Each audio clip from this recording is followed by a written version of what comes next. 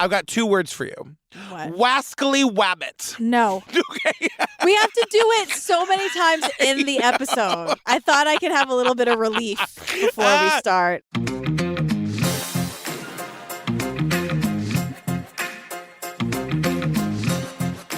Hi, Julian Bezzavali. Hello, Patrick Hines. Fam, our merch just dropped. Our new merch is it's so cute. Not a mother. You're wearing the Not a Mother t-shirt right now. Tell them about the Not a Cult. We've got it in a slouchy and in like a regular t-shirt. And it's just a cool vibe. It's a cool shirt. Yeah. We're into the merch. What can we say? We've got this all over pattern that's like our faces and rainbows and martini glasses. Very LuLaRoe. It's all that on like socks. Uh-huh. We've got a baby Liberty onesie. We've got a dog Liberty, little dog. We have Pet Liberty. Pet Liberty. That's what it is. Because we're all inclusive. Go to truecrimeobsessed.com, click on the merch link. I just want to say, fam, we're going on tour. I cannot talk enough about opening night in Boston, at the Wilbur on June 2nd. Look, it's opening night. It's not going to be like other shows. We're going to be doing giveaways. It's going to be crazy. Fun. It's going to be we're really going to blow the roof off the place. Yeah. And Boston, you always show up, but make sure you do this time too. Also, Charlotte is almost sold out. So if you're coming to Charlotte, we've only got 60 tickets left. I'm just saying that. And just one more thing about the merch. We're only doing it for 2 weeks. Yes. So it's already been out for a few days. I'm just saying. Yes. Just letting you know, because I know people get upset if they miss it. Just wanted to tell you. And lastly, I've only got a few stops left on my book party tour before Obsessed Fest. I'm coming to London on Friday, August 4th. I'm playing this cute little theater in Soho. I really want y'all to come. And Nashville, I really want you to come too. I'm playing City Winery on June 21st. There's a couple more stops other than that. You can find all the info at patrickfails.com. Okay, great. What are we talking about today? Okay. It's an episode of 48 Hours. It's called The Bugs Bunny Defense. Yes. And it is a wild time. Wascally wabbit. Detectives Laren and McCarthy presented this case to the firearms unit. They had a woman who had accidentally shot her husband with a revolver. There was a lot of blood on the carpet, and there was some blood on the wall. Lots of blood. But based on what I was being told about her, middle-class, educated woman, she didn't fit the profile of a murderer. This could be an accident. She's eccentric and quirky. She gives that impression the minute you meet her. She was very entertaining and very funny, loved to laugh. You either really, really liked Linda, or you really thought, wow, she cannot be trusted. You have to understand, Pat and I joke around a lot with each other. She said, we have this thing that we always do. We morph into cartoon characters. What's up, Doc? There was a Bugs Bunny cartoon with Elmer Fudd, and he does this silly little Elmer Fudd voice, no more bullets. No more bullets. And she said she began to talk to him in her Elmer Fudd voice. No more bullets. And she said she wanted to impress him, and she walked over and picked the gun up. No more bullets? No more bullets? He told me there was no bullets in the gun. Well, I don't believe she could have fired it in the manner she said she did. Anne was right there. I wanted to believe her story. It's not a believable story. I had that gut feeling there was something more sinister. This coming up on goes on forever. The coming up goes on forever, and I truly mean no disrespect here, but our host for the episode is a guy named Richard Schlesinger. Mm-hmm. Keith Morrison, he is not. No. No. And you know how Keith clearly writes his own copy? Yeah. He's got his own swagger. He's got his own way. Schlesinger's just the facts, ma'am. Yeah, and he makes a lot of puns and does a lot of cliches and calls them out, which I do appreciate. Yeah. He's pardon the cliche, but... And I get that. I'm into that. Yeah, Just be, lay it all out there. You can't all be Keith Morrison, I guess. So this coming up on is a lot of things that we don't get in the actual episode. Yeah. Like this woman who says you either really, really like Linda or you think, wow, she can't be trusted. And I'm like, is that what a false equivalency is? Yeah. Where it's although I feel like a lot of people have the exact same thing to say about me. No. I don't think that at all. There's also a detective in here who cannot get over the fact that Linda's quirky. She's quirky. He's zany. He says it 400 times. I know. And apparently this whole on the coming up on, apparently it was an accident. We hear all about it and everyone talks in an Elmer Fudd voice. I mean, it just never stops. It never stops. And I have in my notes, I cannot wait for this coming up on to be over. I know. So Richard is our host, Yes. and Linda Duffey Gwatz. Yeah. We're going to learn about her second husband later. It's a doozy. World famous. World famous. Saxophone player. Yeah, it's true. Had I heard of him before? No. Is he Yanni? That's the only saxophone player I've ever heard of. Does Yanni play the sax? He plays the soprano saxophone. Okay. I think that's what it's called. The Yanni's soprano not sax. a singer? Say again? Yanni's not a singer? Are you kidding me? You don't know who Yanni is? I do. I know he's a musician, but I don't know if he's Not a only singer. is he a musician, he was sexy as hell. He was like, he defined classical music sexiness in the 90s. Great. My pop culture brain is How bizarre. do you not know who Yanni is? I feel real pity for you. It would Can be like I just Google what he looks like? Yeah, Google it. Give it a go. You know who I'm thinking he is? Weird Al Yankovic? Kenny G, probably. Wait a second. That's who you're fucking thinking of, isn't it? You're absolutely right. I was thinking of Kenny G the whole time. I was thinking, fuck me. I was thinking of Kenny G the whole time. 7 years after she shot her husband in their suburban living room, Linda Duffey Gwatz is in a Los Angeles County court denying as strongly as she can that she is a murderess. This was a horrible accident. She's had to convince authorities that fact can be stranger than fiction, because her legal defense has featured, among other things, a cast of cartoon characters. Here, let me see that thing. Her defense is going to rely heavily on the words of Bugs Bunny and Elmer Fudd to explain what happened. And like, that's real. Like, that's really where we are. So they haven't said the name of the murder victim yet, so I stopped and I Googled instead of waiting for them to do it. His name is Patrick Duffey. Yes. They don't say his name at the top at all. Speaking of the 90s, like, Patrick Duffey was the dad on Step by Step. Like, he was the actor Patrick Duffey. Yeah. I think he was also in, like, Dallas or something. Is he JR? He might have been. Or maybe did he shoot JR? I don't know. That's the big question. That's Who the shot thing JR? I'm too old right? to know. Exactly. So we have a lot of footage of this police interview that she did without a lawyer. Linda talks to the police all night long without an attorney. So Sean McCarthy and Shannon Laren. They're just Laren. detectives. Did I write that wrong? I don't know. Shannon Laren? I call them Detective Sean and Detective Shannon. Great. Okay, great. They are quite a pair. And at one point, we learned that they had to separate and go with different partners. I'm not sure they like each other very much. But they're sitting next to each other for the interview. Very cordially. It can be done. And this is where Richard goes, forgive the cliche, but they really did think they've seen it all. Yeah, because they've been on the LAPD for like 14 years, both of them. So the 911 call says, my husband was going to go shooting and I accidentally shot him. We need help. That's what Linda says. That's where you always know. Whenever they give anything other than, oh my God, my husband's been shot, get an ambulance here. Whenever they give too much information, you know they did it. Yeah, Linda did this, no question. Totally. And she's trying to blame Elmer Fudd. Yeah.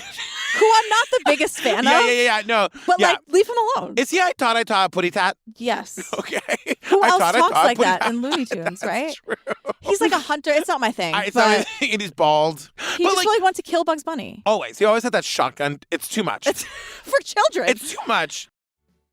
So this whole thing happens on April 26, 2007. They get a call about the shooting at the Duffey house. Suddenly we're in a fucking classroom with the actual couch that this man was killed on. This is the couch that you saw in the living room? Yes. Mr. Duffey was right here. McCarthy and Laren found Patrick Duffey dead on the couch. His left hand was in his pocket. And his right knee was being supported by a pillow. Very comfortable, relaxed. There was blood pooled on the floor and splattered on the wall. And it was a pretty good-sized blood puddle right in here. Clearly, he had a gunshot wound to the head. I don't know where they are, but it does look like a college lecture hall or something. Exactly. It looks like they use this couch in like lecture demonstrations or whatever. It's the real, actual murder couch. We get a couple couches in this. It's true. You're right. But yeah. You're absolutely right. It's in like a dark room. It's very strange, but we're all here to like look at the couch. Yeah. But the cops tell us that our victim, Patrick Duffey, his posture was very relaxed. He had his hand in his pocket. His legs were on a pillow, very comfortable. He wasn't in a fighting or defensive posture at all. What they're alluding to is that he was asleep when this happened. Because Linda's story is that like she got his gun, and because he's a gun lover, he's a fucking gun enthusiast. They want to make that clear. He's a gun enthusiast and a private pilot. Okay, Patrick Duffey. Sure, all right. But like he's got lots of guns in the house and Linda's trying to learn or whatever. And her story is I was showing him this like fancy way that I knew how to show. I was trying to impress him. But like clearly by the posture of the body on the couch, he was asleep. He was asleep. And there's like a gunshot wound to the head, right? Yeah. So while on the scene, these two cops disagree. One of them thinks she walked up to him and shot him in the head while he slept. The other firmly believes it was an accident. So our host asks this McCarthy guy. This is such a weird moment. And this is why these two detectives don't like each other. They hate each other. Yeah. But I don't like, so they asked the guy McCarthy. Do you guys disagree frequently on cases? I disagree with all my partners on every case. I wrote like, oh, you sound like a ton of fun. I get it. What he's saying is, I want us to like, you operate under the assumption that she killed him, and I'll operate under the assumption that it was an accident, and we'll work, like, we'll pool our resources. But he doesn't say it like that. Because, and again, it's like, right, we don't want a wrongful conviction to happen. That I totally understand. But to me, I'm like, oh, I disagree with everyone all the time. What of it, Richard? And please tell me that you have that same policy when it's people of color, not just like the rich white lady. You know what I mean? So we meet Julie. Speaking of not friends. Julie's here really just to spill tea. Julie hates Linda. Totally. But we don't get that, right? And like, we feel it. Like, you can sense it. But eventually, the more she talks, I'm like, oh, you fucking hate Linda. But like, with good reason. She's introduced Linda's a pain as like, in the ass. Yeah, but Julie. And a murderer. Julie is introduced as like Linda's college best friends. Where they went to like singing college together. I went to singing college. I'm not disparaging that. Yeah, they met in the music program in the 80s. Thank you. That's a better way to say it. So when they met, Linda immediately lied to Julie. She said, well, actually, I'm from Ireland. And she started talking with what I thought was a pretty phony accent. That was my first indication that Linda was a little bit different. Well, and because we're going to learn later when they start interviewing her other friends that like Linda, everyone liked Linda at first, but then like would find out that she was like a pathological liar. Because this is when I'm like, oh, Julie hates Linda. Because after graduation, Linda and Julie, quote, ended up working at the same place. And I was like, that's it. That's all I need to know. Well, what does that tell you? That like, oh, we worked together. No. Yeah. We worked at the same place. Yeah. That to me was a very, very clear distinction. Yeah. And then Julie says Linda could be irreverent, even goofy, to which I said, is he fucking with us? Is he on the slide trying to slip in the name of another cartoon character? I was going to say also like wrong universe though. Totally. Looney Tunes and Disney. Goofy's Disney. 100%. But I see you, Richard. I see you. I see your goofy ref. So they worked at the same place, definitely not friends. Linda thinks they're friends. Julie's like, absolutely not. Because one day out of the clear blue sky, Linda calls who she thinks her friend Julie. And Julie's like, oh, Linda's calling. She probably screened the call. But Linda asks Julie to be in her wedding. Right. To Patrick Duffey. Yes. Not from Step by Step. No, exactly. And like she does it and whatever. And like this is where we learn a little bit more about Patrick. Like radio engineer, gun enthusiast, and private pilot. I said that's a lot of hobbies. It's a lot. But Julie is saying they seemed very happy. Patrick's sister's here to say like they seemed like soulmates. Yeah. The one thing I will say in Linda's defense, we never get a good motive. We never know why she would have done this. We don't. Yeah. We don't. We actually have like reason to believe that their marriage was pretty great. We learn like the life insurance policy is decades old. Right, you know? exactly. So here's Linda's story. They just got home from a doctor's appointment because Patrick had, quote, chronic circulation problems. Yes. Patrick had a plan to go to the shooting range. His .38, one of the 3 guns he had in the house, was, quote, nearby. Yes. Now, I don't get the sense that it was like locked up. Nope. Right? So. And I gotta say, we meet Patrick's brother and sister. They tell us they were raised with guns. The thing their parents always said to them was you take all your ammo out of your gun before you even enter the house. That was like a hard and fast, you don't fuck with that rule. Right. And so I was going to say it later, but I'll say it now. The things that Patrick is into, there's a lot of like protocol and rules. You can't be a pilot if you're just like, oh, I'll just leave this gun. Like a lot of his hobbies involve like structure. Right. And I want to go on record here as saying like, I'm fine with responsible gun owners. Right. Patrick, at least according to his brother and sister, would be a responsible gun owner. Yes. So that's why Linda's story, which you're about to tell, makes even less sense. Linda's irresponsible and a murderer. Yes. So she says, normally we kept it locked up, but, quote, this day was different. And then the cops are basically like, and that's when it got weird. We do this little silly thing. We always kind of relate little silly conversations to like cartoons that we've seen when we were younger and stuff. And he does this silly little Elmer Fudd voice, no more bullets. And she claims she said to him, no more bullets, in Elmer Fudd's voice. No more bullets. And she said his response was, no more bullets. No more bullets? We are told that this is just how Linda and Patrick communicate. They just speak in Elmer Fudd constantly. And they would like do voices and make jokes about Looney Tunes, like all the cartoons that they watched as kids. Are you going to do it for us? Do I have to? Yeah. I guess I have to. You have to. Okay. There's no getting out of it. This episode was your idea, by the way. It was my idea. I didn't think ahead No, I'd be forced that to we'd speak be here. in Elmer Fudd. So, I thought... Get ready for live shows, fam. We got a whole new slate of impressions. Elmer Fudd's going right in the mix. Fuck, I didn't even do it yet. Going on tour starting June 2nd in Boston. Oh, God. So he would say, this is Linda, he would do a silly little Elmer Fudd voice, she says, and the line is, no more bullets. You got to do it. You gotta really lean into it and commit to it. How does he say it? No more bullets? What's the difference? I don't care. Pick a voice and just do it. Everyone's talking like Elmer Fudd. Everyone's saying no more bullets. The cops are saying it. The lawyers are saying it. We get and more footage. importantly, you're now saying I'm saying it. We get footage of the cartoon. Bugs Bunny saying it. Now, you know who won't say it, though? Our host, Richard. No, he will not. Yeah, I made the same note. He says... She said, no more bullets in the Elmer Fudd voice. I know. Richard's like, I'm not fucking doing that. And I'm like, finally, someone with some dignity. And you know who else wouldn't have done it? What? Keith Morrison. Keith, no. No way. But can I just say one thing? Can I mention the Golden Girls for a second? Yeah. She says it so fast, like in conversation. She's like, yeah, so we were sitting there and then he'd say no more bullets. And so then and it reminded me, she said it so fast that it reminded me of Sophia. Big lettuce potato. Big lettuce potato. Big lettuce potato. Big lettuce potato. She said it that fast that I just heard Sophia. Big lettuce potato. Use these potatoes. We're out of tomatoes. Sophia, I don't think this'll work. Yes, it will. We just say it fast. Bacon, lettuce, and potato. Bacon, lettuce, and potato. You guys, if you don't know what that's in reference to, go watch it. Sophia and Rose get a side hustle business selling sandwiches to local construction workers, and they try to make bacon, lettuce, and tomato, but Sophia fucks it up and gets potatoes. Yeah. And she's like, if you say it really fast, and they Rose don't know the difference. Like, I don't think they're gonna want this. And she's like, the trick is you say it really fast. Bacon, lettuce, and potato. Bacon, lettuce, and potato. So, I'm not gonna live. I'm not gonna live. That is crazy. It's crazy. Oh my God. She is saying that she said no more bullets, then cut to Elmer Fudd saying it. And we also get the cartoon clip 800 times.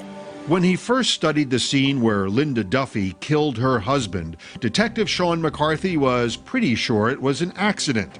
He believed her story that she had reenacted their favorite Bugs Bunny cartoon. No more bullets. No more bullets? And then fan-fired the gun. What she's trying to say is that Linda took, Patrick was saying it back to her and Linda was saying it. Linda took this to mean that the gun didn't have any bullets in it. So she wanted to show him something that he was teaching her called fan firing. Yes. I didn't know what this was, but if you've ever watched a Western, you know what it is. Yes, and it actually was fascinating to learn because you think about Clint Eastwood where he's doing that thing where he's holding the gun and he's pulling the hammer back over and over and the gun's just firing. And what we learn is that in certain kinds of guns, if you hold the trigger and you just cock the hammer over and over and over again, it will fire faster than pulling the trigger. Right. Now, this is where Linda's story has holes in it. Yes. Because the brother tells us later, never in a million years would Patrick have gone into the house with a gun with bullets in it. Right. Number and just one. leave it out. Number two, I believe that Patrick would have been a responsible gun owner, and in no world would he have tolerated a situation where his wife is fake shooting a gun in the middle of the living room. Well, that's the kind of shit you would do at the you wouldn't do that in the living room. No responsible gun owner would allow that. And any responsible gun owner will tell you, call up Bob Ruff and ask him. Yeah. You never, even if the gun is unloaded, you never point a gun, whether it's loaded or not. And I never met Patrick Duffey, but I believe he is a responsible gun owner. I just do. Because I think, like we were saying before, his other hobbies have a lot of structure. You have to follow a lot of rules to fly a plane. His brother and sister are here to tell us how the gun policies work in all of their homes. That's what a responsible gun. They were always locked up, and they never had ammo within them in the house. Really strict things. And they have 2 teenage sons, by the way. So if you have kids in the house, especially, be responsible. And I think Patrick was. Right. And so again, that style of shooting a gun is called fan style. So she says, Patrick, I played this back 25 times because she, again, big lettuce potato. She's speaking very fast.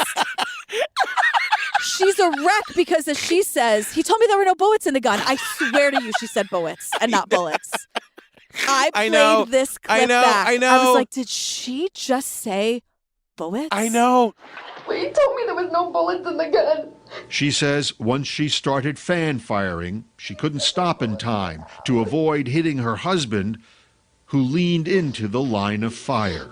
And the next thing I know, his hand was right there. So then she realized that the gun was loaded too late. She couldn't stop. And remember, his hand was in his pocket. The guy fell asleep watching TV on the couch. That's what happened. Exactly. His hand is in his pocket. Like, come he on. Didn't lean into the line. He's also not a small man. You know what I mean? So remember the detectives, Shannon and Sean? Sean's like, I always disagree with my partners. Yes. Detective Shannon is like, yeah, this is a totally bullshit story. Detective Sean, this is when he starts being like, you know what? That story is so weird, and she's such a quirky lady. This just might be true. It might actually be true.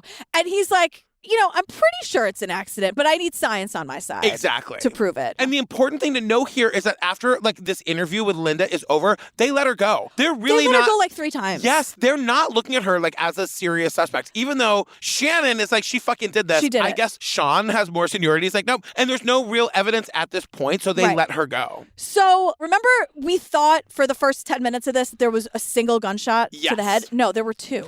Right. And they don't know this until they talk to the medical examiner. Right. And Richard, our host, is like, even seasoned investigators can miss that kind of clue. I'm like, that's more than a clue. Well, but Shannon, the one who thinks she's definitely innocent and kind of quirky, is like, I mean, it was a bloody scene. Right. And so when you're dealing with a head wound, which we know those bleed like crazy. Yeah. I can see in the moment you might not have seen this. And Shannon believed her. So he wasn't looking that hard. Right. The point about learning about the second gunshot is that that pokes a major hole in her story. That she shot him once and it was an accident and oh my God. And they're like, no, you shot him twice. Right. So you got to now explain that second bullet. Right. And especially with the fan firing, if you're using your hand like that, you would stop. Exactly. So then the question is what's the motive here? And there kind of isn't one.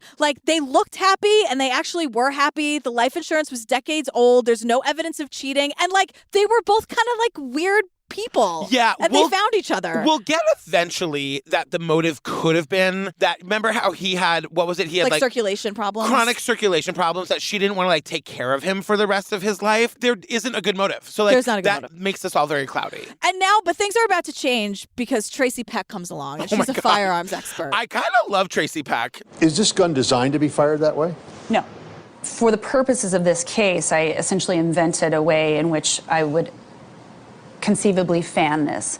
And that included pulling the trigger, releasing the trigger, fanning the hammer, pulling the trigger, releasing the trigger, and fanning the hammer, but doing it pretty quickly. Tracy Peck is here. Yeah. We get 10 unnecessary minutes Yes. of too much information. Yes. The point is, Linda said she was fan firing this gun, and Tracy is saying, the gun that was used here can't work that way. It's a 38, and it's impossible to do that. It does not fan fire. It's not built to do that. And so the point is, this is where the second gunshot wound becomes even more of a red flag. Right. Because it's look, with that fan firing, if you're going really fast, maybe you could fire off 2 bullets or whatever. But she's saying it would have taken several seconds to fire that second shot. Yeah. Which means she did it on purpose. And so Tracy, our expert, is like, this was no accident. She maintains officially, that's her official opinion on the situation. And I just gave you 10 minutes of information in 30 seconds. You're welcome. Well, not forever. So then we learned that because of a heavy workload, it took 2 years. But eventually, in January of 2009, they called Linda in for her second chat. We got to talk about this. A heavy workload. So this is Los Angeles County. Someone was killed. I mean, and you would think that there's enough murders and bad shit happening in LA that you'd have a lot of detectives on staff. Because of a heavy workload, that makes no sense to me. That makes no sense to me. No. And she's just out in the world. Yeah. Maybe she did it, maybe she didn't. They seemed happy. Right. They both like cartoons. The 2 weirdos found each other. And I think that part of it is fucking beautiful, but she killed him. But 2 years, that is unconscionable to me. At the very least, it's manslaughter. She killed him with a gun. And maybe the thinking is there isn't a lot of great evidence. We don't have a motive. And doesn't seem to be society at large isn't at risk. And but they are, because she's an irresponsible gun owner. Right. Yeah. She has children in the house. Unfortunately, you can't put people in prison for that. I wish you could. God damn it. What happens here is good, because when they bring her in for her second interview, they are like, tell us your story again. You were fan firing this gun. She's like, yeah, totally fan firing this gun. Right. Trying to impress my husband, and he moved into the line of fire. I didn't know the gun was loaded. They show her the video of Tracy Peck being like, you can't fan fire this gun. Right. Your story is a lie. So she changes it. Linda just changes it. She goes, oh my God, did I not tell you this 2 years ago? It's so crazy. The light bulb went on in her brain, and she said, I got to at least change the story a little bit. Linda now said she and her husband had practiced fan firing with an unloaded revolver for years. Like 15, 20 times. Did you believe her this time? No. Oh, right. No. I know that, like, most people can't fan fire with this gun, but we've been practicing this for you, so I'm, like, really good at it, and I figured out a way to do it. Right. So Linda is trying to say that she fired the gun in a way that was both fan firing and an accident. And so the detectives, rather than saying, like, you're a fucking liar and you're going to prison, they make her an offer. They say, meet us down at the shooting range. We'll bring an exact replica of the gun that you had, and you can show us how you did that. And now, why on earth do they think that she would do, like, we know her story is a lie. Why do they think she would ever show up and do this? Instead of saying, this is how it's going to go, put you in the back of the car and take her there, yes. They say, think about our offer, get back to us when you have the time. They let her go, they send her home, and then the cops are like, and we just waited to hear about our offer. Your offer. It's saying to them that we've got nothing on you. You know what I mean? The only thing that we could ever get on you would be if you came to the firing range and showed us that you can't actually shoot the gun like that. Any lawyer in town would say, you're not going. Of course you're not not. responding to this. It's a smart move. I mean, she did it, but it's a smart thing to do. So she just ignored them, and they never followed up. So months and months go by. Then the two cops change partners. Okay, so this was, like, I also wanted a little bit more information on this. Do you change partners because the higher-ups decide, like, you're both so good that we need you to train the newbies? Yeah, I don't know. Or does, like, Shannon go to his boss and be like, I cannot work with Sean anymore? Sean never believes me. All he wants to do is argue. I don't know the answer to that. Because I will say they're sitting next to each other for the interview, but they don't look at each other. There's not a lot of warmth emanating off of. They're not like going for beers after. You know what I mean? Sure. I don't think there was any love lost when they got their partners changed. Yeah, but at the same time, they didn't say, I can't be in the same room. No. Interview us separately. Right. There's some nuance to this, They seem very pragmatic. They seem like men who aren't here to, like, discuss. It's not a feelings parade with Sean and Shannon. No, I don't you know think they give a shit. No. Yeah, I'll talk about that case that I fucked up all those years ago. Totally. And they say it like, we like, they're not like, looking back, we probably should have held her, or looking back, we should have. They're just saying it like, we made her an offer that she ignored us for months and months. Look, I'm not saying detectives' jobs aren't hard. You know what I mean? I'm not like, I mean, my God, your job is to solve a fucking murder. Like, that sounds really hard. I'm not doing it. But, like, but like, someone died and they have a family and they were killed. And and 2 years because of a heavy workload. Like, what? But then even more, when cops change partners, we learn that two things happen. I'm sure many things happen. But two of those things are, one, you get assigned to new cases, and the old cases that you have then fall by the wayside. Like, what a fucking dream for Linda. And so, oh my God. You know what I mean? Yes. Like, you get reassigned, and then all of a sudden, any case that's unsolved that's on your desk gets shuffled to the back of the pile. What? Then they pose a question to the audience. Yeah. There's on-screen text saying, after 2 police interviews, should authorities have released Linda Duffey? Chat live with Richard on Twitter, #48 hours. And I'm like, hard no, Richard. Hard no. Exactly. So 5 years have gone by. Unbelievable. And so Sister Catherine, Patrick's sister, thought the case was closed. Like, she's like, I thought it was a terrible, tragic accident. But she tells us that the day after the killing, the Sister Catherine sees Linda at the funeral home and is like, tell me what happened, girl. She was incoherent. And I said, what happened? He was cleaning his gun and it accidentally went off. Linda had told the police that she had shot Patrick by accident, but later that night she told his siblings he'd shot himself. And Linda says to Catherine, it's a totally different story. He was cleaning his gun and it went off. And I was like, girl, you got to keep your story straight. If you're going to kill a person, keep your story straight. This is a big reveal for many reasons. Yeah. 1, she now has 3 different stories about what happened. And 2, again, Patrick is a gun enthusiast. Right. And a private pilot and a radio engineer. Like, there are rules and structure and protocol and all the things. Like, I don't know Patrick, obviously, but I think he would not be cleaning a loaded gun based on what his siblings have told us. And also, we now know, with the benefit of, like, watching the documentary, that he was shot from behind. Yes. So, like, she shot him. Right. So she would have to know that it would have been, like, the wound to his head that killed him would have been impossible for him to inflict on himself. And at some point, Catherine's probably going to find that out. Yes. I would be thinking. And I also don't think he'd use a bit like Elmer Fudd to confirm that a gun is not loaded. I just don't think he would do that. Yes, 100%. Like, come on. So then the next day, Catherine and Linda see each other again, and Catherine is like, are you sure he shot himself cleaning his gun? And Linda's like, I want to tell you the truth, but you're going to be really mad at me. And she's like, I'm not going to be mad, but you have to just tell me. And now everyone's talking like Elmer Fudd again. Can't escape it. I know. She literally says, no bullets. No more bullets. No more bullets. And that's it. Like, she tells her the story that she then eventually tells the cops. And now the siblings are like, look, we didn't love that she lied to us at first. If it was an accident, we'll handle it. But why are you lying first? Yeah. And that is so crazy. Like, you know what I mean? Like, especially such a disprovable lie. Right. You know what I mean? So the cops questioned Linda twice. They let her go twice. She never followed up about the gun range offer. She so they didn't just take dropped them it. up on the offer to incriminate herself. So they just dropped it. Right. So months are going by, and they stop by her house, and wouldn't you know it, there's a for sale sign on the front lawn. And Linda isn't home. No. She's in Italy on her honeymoon. So her 2 teenage sons are like, oh, I know it's only been a couple of years since my dad was brutally killed in our living room, but my mom got remarried. She's on her honeymoon. Now, her new name is Linda Gwatz. And they are, 48 Hours is very excited to tell us about her husband's career. Lawrence Gwatz, who anyone in the saxophone world knows is a world-class player. What is going on? What is happening? You know what? He and Kenny G definitely know about each other. And Yanni. I think Yanni plays the piano. He does. I mean, that's what Google said.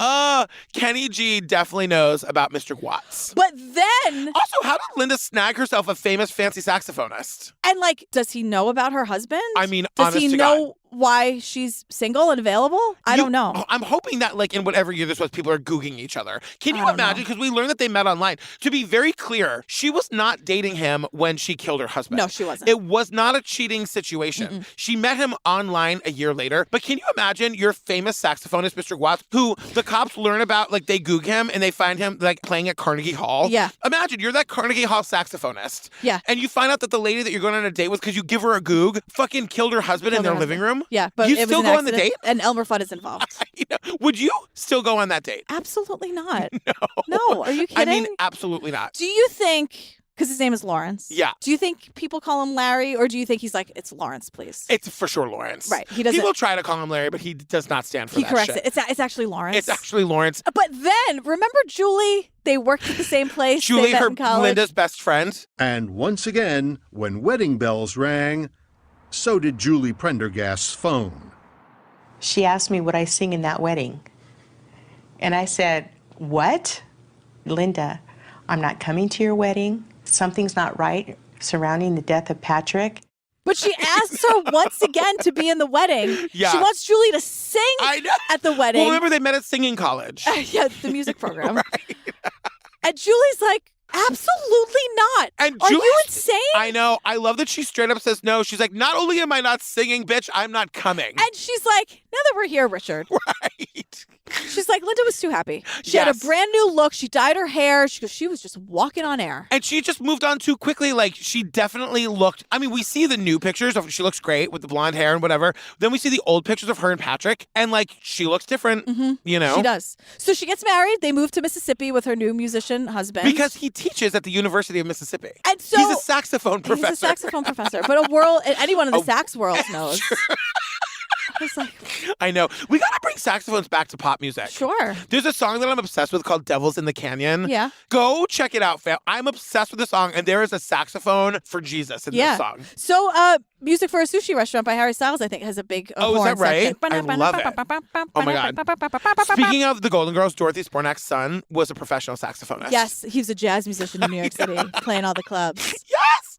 So then we get this quote where I said in my notes, this is absolutely unreal. Yeah. When the workload permitted, the detectives went back to the case. Isn't that wild? Because remember, they've got all new cases now, and they could only work on their old cases in their spare time. So this is a murder, by the way. Yeah. Someone was killed. Yes. And just in their spare time. Yeah. So we meet Paul. Paul's a forensic expert. Yeah. And he takes a look at the blood in the crime scene and the police reports. And he's like adding to the chorus of, she's lying. The barrel has to be within about 3 inches of the head in order to produce the spatter. Delhauer says the second shot created a large pool of blood on the floor in the exact spot where Linda said she was standing.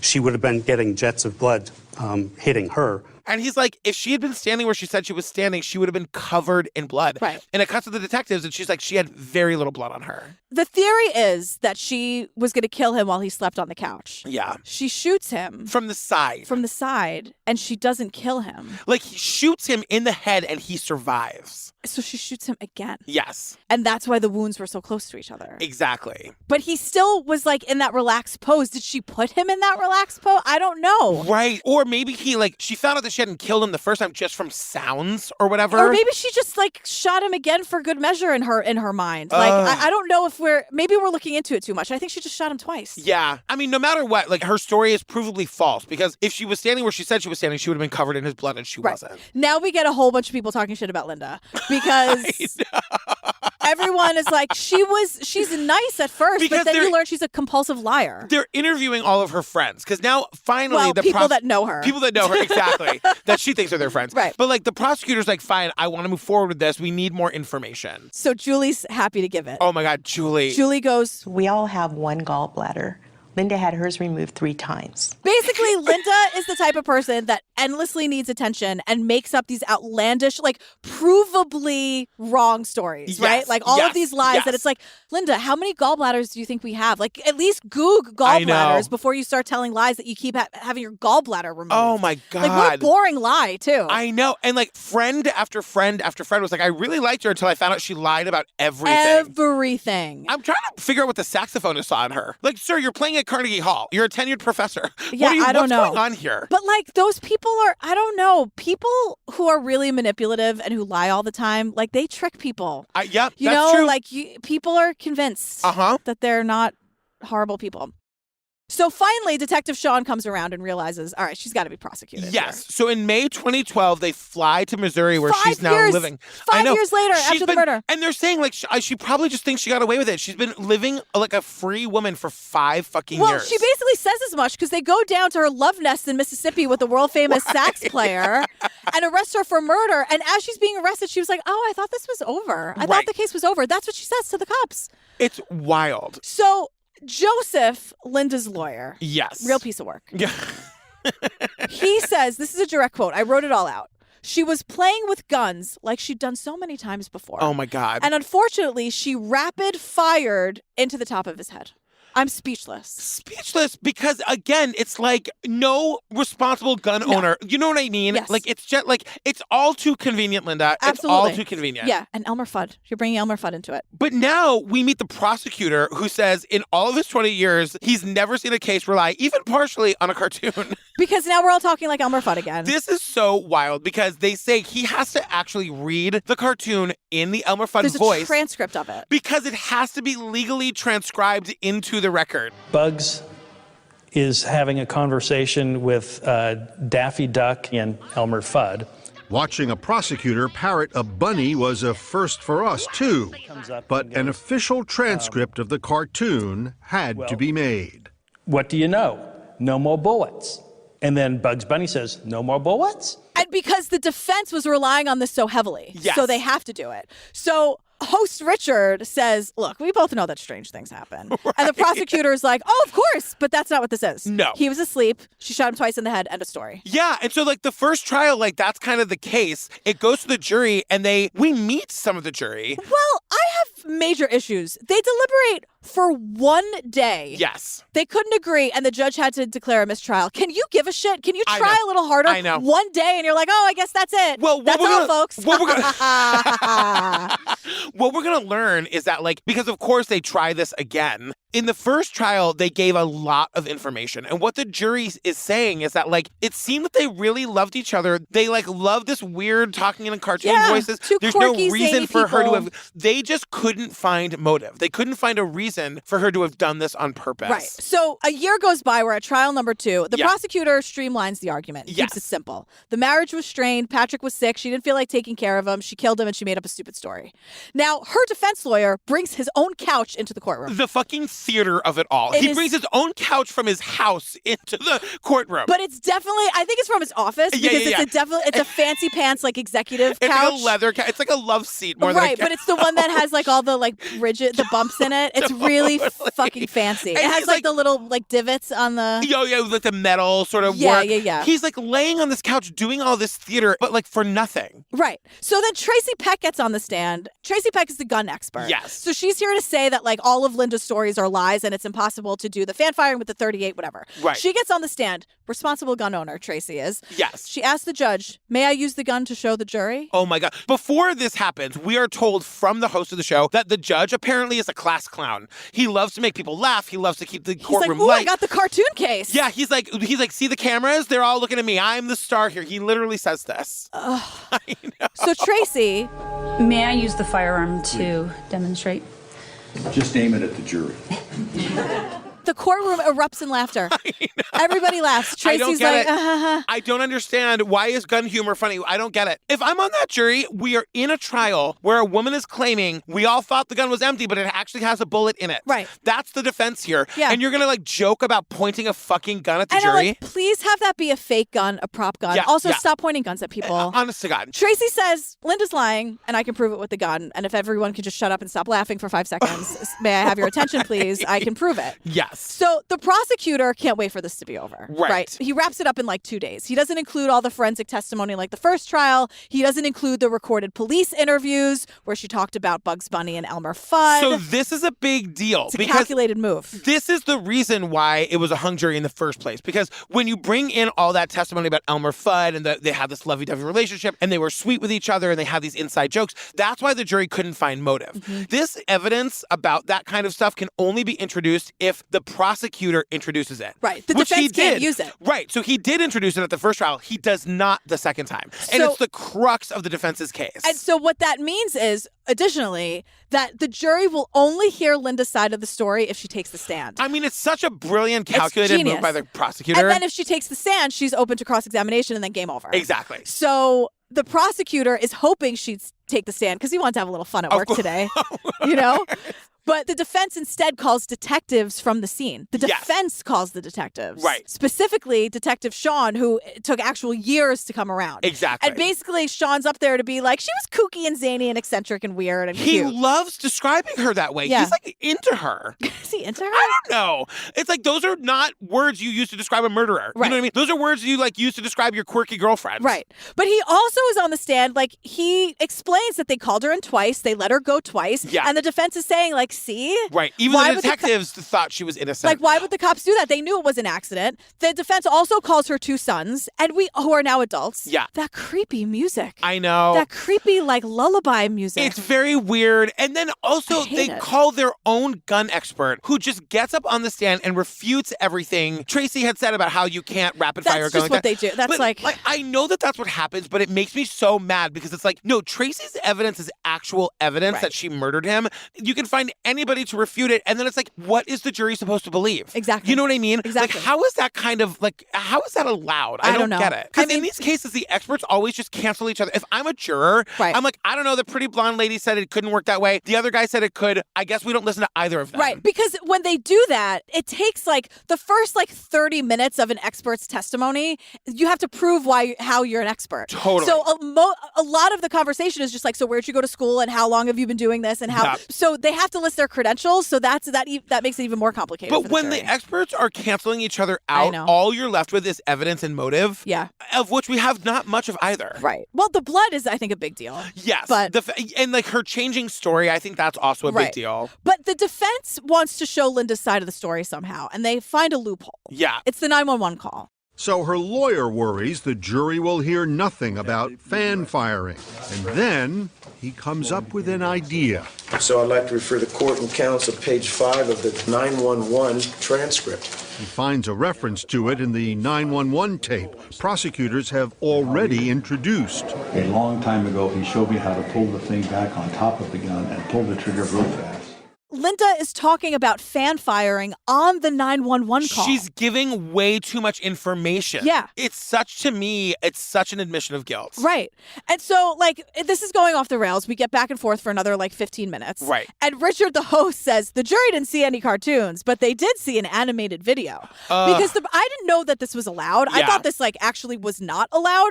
But the prosecution animated what they think happened. Right. To show them, look, she did it. Now, to me, that's you're putting it in the jury's head. Like, I wouldn't think that would be admissible, but here we are. But here we are. I guess it is. In any event, the jury goes out, they deliberate for 24 hours, they come back and find her guilty. And what no one is talking about, too, in the trial, no one's talking about responsible gun ownership. Exactly. No one is bringing that up at all. Right. And I can't believe it. The documentary does, because when we get a conversation with Patrick's brother and sister, they talk about responsible gun ownership and how they were raised. That's how they grew up. Exactly. But like the way this episode ends, it was so, because the Lizzie Borden episode we did was a 48 hours where they reconvened a new jury for this like 200-year-old trial. They because the first jury here in this case found her not guilty and the second jury finds her guilty, they're like, they get some of the jurors from both trials together and they're like, why did you find her not guilty and you found her guilty? And the difference is the amount of information the juries were given. The jury that was given more information found her not guilty,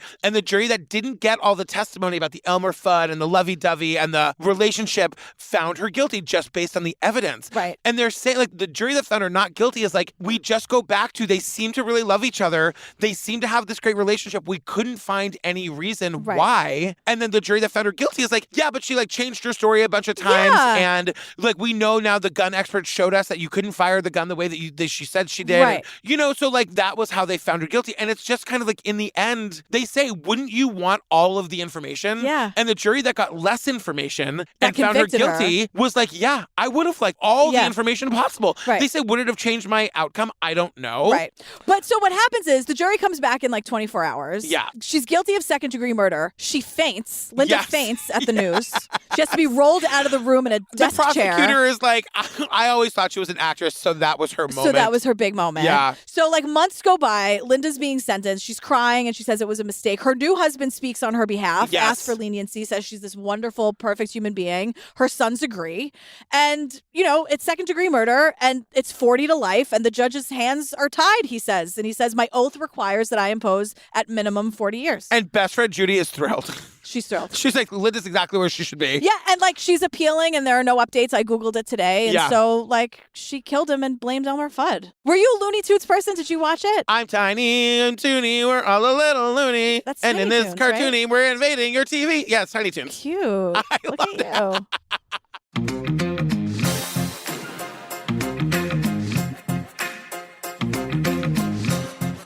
Oh, girl, we did, what's it called? The Bugs Bunny defense. The Bugs Bunny defense, right. Which is awesome, which is interesting because it's really the Elmer Fudd defense. That's it's true. Not, but Bugs Bunny, but I think people like know him Bugs better. Bunny Yeah, more than Elmer Fudd. Fam, run over to our merch store. Get your merch. The window is closing. It's Tuesday now. We've only got like another week and a half. Yep. And then when it's gone, it's gone. Come see us on tour. We're opening in Boston June 2nd. Wilbur, Boston. We want you to be there.